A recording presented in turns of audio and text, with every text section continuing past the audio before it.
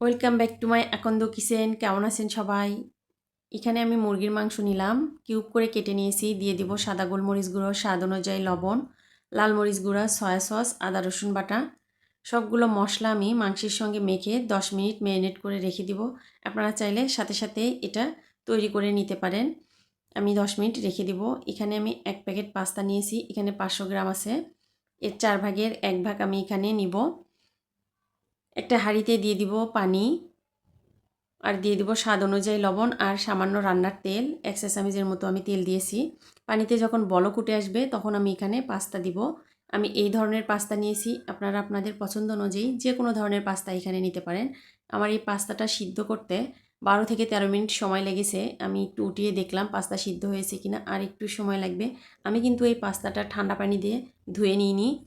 পাস্তাগুলো একটা ছড়ানো প্লেটে রাখলে একটার সঙ্গে আরেকটা লেগে যাবে না। যেহেতু আমি পাস্তা সিদ্ধ করার সময় তেল দিয়েছিলাম, এই জন্য একটা ছড়ানো প্লেটে রাখলে কোনো সমস্যা হবে না।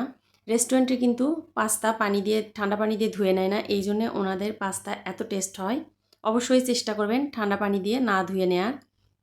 আমি প্যানে একটু তেল দিয়ে আমি যে মাংসগুলো ম্যারিনেট করে রেখেছিলাম ওই মাংসগুলো এখানে ভেজে নিব। প্রথমেই কিন্তু আমি হাই হিটে রেখেছি, তারপরে লো ফ্লেমে দিয়ে মাংসগুলো আমি ভেজে নিয়েছি। মাংসগুলো উঠিয়ে ওই প্যানে আমি দিয়ে দিব বাটারটা যখন গলে আসবে তখন দিয়ে দেব একটু রসুন কুচি। রসুন খুব কালার করে ভেজে নেওয়া যাবে না, যখন একটু হালকা লাইট কালার হয়ে আসবে তখন এখানে দিয়ে দিব ময়দা। আমি 1 চা চামচ, এখানে 2 চা চামচের মতো ময়দা নিয়েছি। ময়দাটা বাটারের সঙ্গে খুব ভালো করে মিশিয়ে নিব। এই পর্যায়ে কিন্তু চুলার জালটা একদম লো ফ্লেমে আছে। হাই হিটে জাল করলে ময়দাটা পুড়ে যাবে। আর ময়দাটা একটু বেশি সময় নিয়ে ভেজে নিতে হবে, তাহলে ময়দার কাঁচা গন্ধটা চলে যাবে। এখানে প্রথমে আমি সামান্য পরিমাণ দুধ মিশিয়ে নিব। এটা কিন্তু অনবরত নাড়তে হবে, না হলে কিন্তু দলা পেকে যাবে। পরে আমি বাকি দুধটা এখানে দিয়ে দিব। আমার নাড়তে কিন্তু একটু দেরি হয়েছিল, এই জন্যে দেখেই বুঝতে পাচ্ছেন একটু দলা দলা হয়েছে। পরে আবার আমি অনবরত নেড়ে নিয়ে এটা আমি পাতলা করে নিয়েছি। পরে কিন্তু একদম পারফেক্ট হয়েছে, কিন্তু একটু তাড়াতাড়ি নেড়ে নিয়েছি।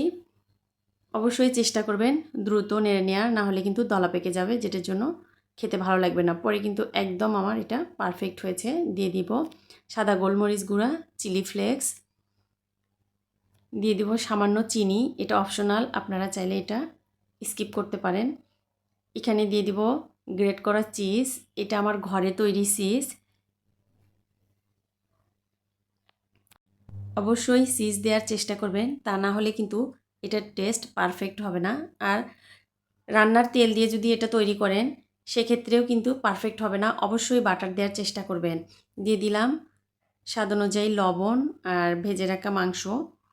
এগুলো দিয়ে একটু ভালো করে মিশিয়ে নিয়ে এখানে দিয়ে দিব পাস্তা, যে পাস্তাগুলো আমি সিদ্ধ করে রেখেছিলাম। এই যে দেখেন, এটা কিন্তু একদম ঝরঝরে আছে। আমি একটা ছড়ানো প্লেটে রেখেছিলাম, পরে এই বাটিতে উঠিয়ে নিয়েছি। এগুলো দিয়ে ভালো করে নেড়ে নিব। একদম পারফেক্ট হয়েছে, দেখেই বুঝতে পাচ্ছেন। আমার পাস্তার রেসিপিটা আপনাদের যদি ভালো লাগে প্লিজ লাইক, কমেন্ট, শেয়ার করবেন।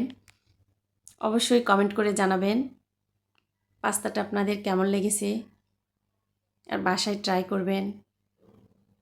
সবাই ভালো থাকবেন, সুস্থ থাকবেন। আল্লাহ হাফেজ।